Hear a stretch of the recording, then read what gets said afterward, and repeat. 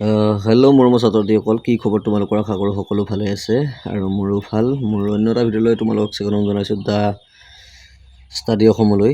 আৰু আজি তোমালোকৰ ক্লাছ 10ৰ যিসকলে এবাৰ মেট্ৰিক দিব আৰু তেওঁলোকৰ কাৰণে মই টেক্সট বুকৰ প্ৰথম চেপ্টাৰ এ লেটাৰ টু গডৰ সকলো বা 1 নম্বৰীয়া কুৱেশ্যনখিনি আজি লৈ আহিব বিচাৰিছোঁ।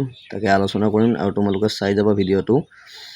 সকলোৱে কি হয় কি নহয় গোটাইখিনি আলোচনা কৰিম। 1 নম্বৰীয়া কুৱেশ্যন কিমান আছে কি নাই গোটাইখিনি আলোচনা কৰিম আৰু বাকী যিখিনি 2 নম্বৰীয়া হয় 3 নম্বৰীয়া হয় 4 নম্বৰীয়া হয় এইখিনি পিছত তোমালোকৰ লগত আলোচনা কৰিম। আজি সদ্যহতে 1 নম্বৰীয়া কুৱেশ্যনখিনি আলোচনা কৰিম। তোমালোকে চাই যাবা আৰু মনোযোগ দি যাবা, তেতিয়াহ'লে তোমাৰ আগন্তুক পৰীক্ষাত কাম দিব বুলি আশা থাকিল।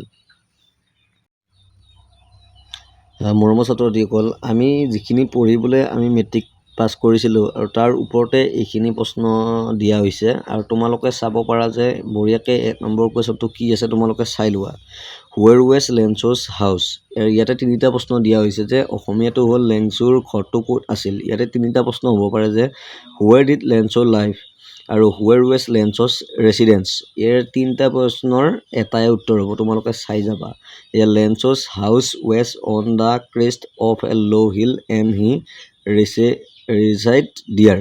এইটো 1 নম্বৰটো গ'ল, তোমালোকে চাব পাৰা, ভালকৈ বুজি ল'বা দেই কুৱেশ্যনখিনি। আৰু তাৰ 2 নম্বৰটো চাবা। What things were visible from Lencho's house. ইয়াতে 2টা প্ৰশ্ন দিয়া হৈছে, অৰ দিয়া গৈছে আৰু what could one see from Lencho's house. প্ৰশ্নটো বেলেগ বেলেগ হ'ব পাৰে কিন্তু এনচাৰখিনি একে হ'ব। ইয়াৰ অসমীয়াত বুজি লওক তোমালোকে। লেঞ্চোৰ ঘৰৰ পৰা কোনবোৰ বস্তু দেখা গৈছিল। ইয়াতে এনচাৰটো হ'ল কি, from Lencho's house one could see the river and the cornfield of Lencho'. Okay, এই 2টা কুৱেশ্যন গ'ল। তাৰ 3 নম্বৰ কুৱেশ্যনটো আমি চাম, এতিয়া তোমালোকে চোৱা। What was the only thing the earth needed. এতিয়া কোৱা কথা হৈছে যে কি, পৃথিৱীখনৰ প্ৰয়োজন হোৱা একমাত্ৰ বস্তুটো কি আছিল। ইয়াৰ এনচাৰটো চোৱা তোমালোকে। The only thing the earth needed was a downpour or at least a shower. Okay, তোমালোকে এইখিনি বুজি পাইছা। তাৰপিছত 4 নম্বৰটো চোৱা। What did Lencho' do throughout the morning. গোটেই পুৱাটো লেঞ্চ'ৱে কি বিচাৰিছিল। এতিয়া ক'ব লাগিলে তোমালোকে চোৱা। Throughout the morning lunch' keep looking towards the north east sky with a hope of rain.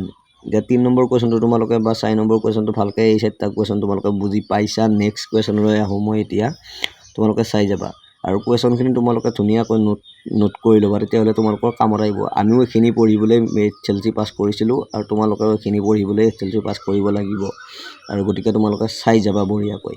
তাৰপিছত নেক্সট কুৱেশ্যন 5 নম্বৰটো হ'ল কি, what did Lencho' hope for. লেঞ্চ'ৱে কি আশা কৰিছিল।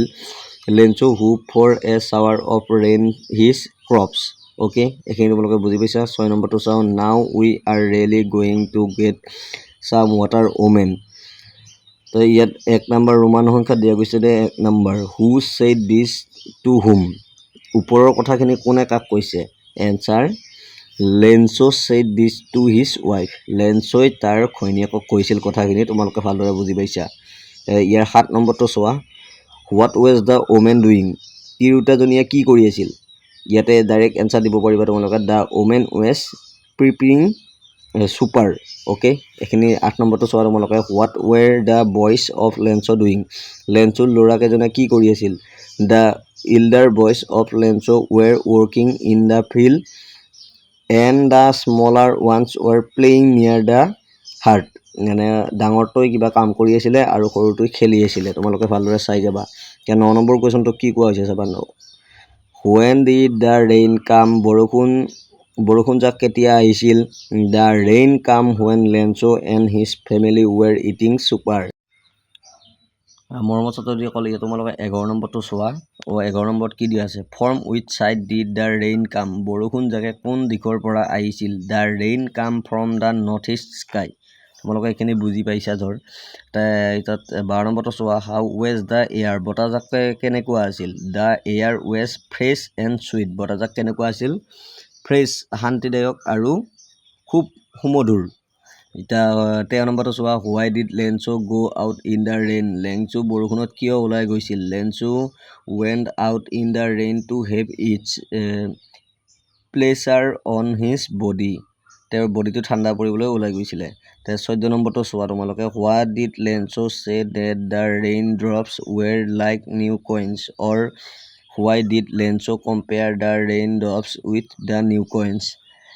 ইয়াৰ অসমীয়া কুৱেশ্যনটো হ'ল, তোমালোকে বুজি চোৱা অসমীয়াত, বুজি পোৱাৰ কাৰণে মই লিখি দিছোঁ।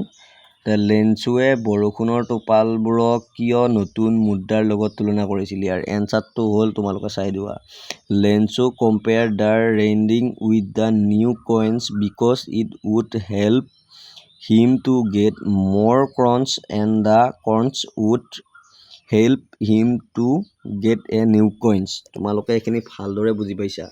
আৰু নেক্সট তোমালোকৰ 15 নম্বৰৰ পৰা মই আলোচনা কৰিম। এয়া পাৰ্ট 1ত এইখিনি দিম। গোটাইখিনি প্ৰশ্ন তোমালোকে একেলগে পঢ়িব নোৱাৰা, আৰু মই সেইটো ভালদৰে জানো। গোটাইখিনি পঢ়িলে তোমালোকৰ অশান্তি হ'ব, গতিকে পিছত ভালদৰে আকৌ আলোচনা কৰিম নেক্সট এটা ভিডিঅ'ত। আৰু তোমালোকে ভিডিঅ'বোৰ কেনে পালে ভালদৰে মোক জনাই যাবা, আৰু যদি কিবা অসুবিধা থাকে তোমালোকে মোক ক'বা, আৰু মই যিখিনি পাৰোঁ সেইখিনি তোমালোকক হেল্প কৰিবলৈ আছোঁ। আৰু নেক্সট তোমালোকৰ 15 নম্বৰৰ পৰা মই পাৰ্ট 2ত কুৱেশ্যন আনচাৰখিনি দি দিম, 1 নম্বৰীয়া 2 নম্বৰীয়া লাগে, যিখিনি লাগে মোক কমেণ্ট কৰিবা। আৰু সকলোৱে ভিডিঅ'টো চাব। আৰু আজিলৈ বাই বাই, আৰু নেক্সট এটা ভিডিঅ'ত পুনৰ লগ পোৱাৰ প্ৰতিশ্ৰুতি, আজিলৈ বাই বাই। আৰু সকলোৱে পঢ়িব বুলি আশা থাকিল, ভালদৰে পঢ়িবা, আৰু আগন্তুক পৰীক্ষা আহি আছে বুলি।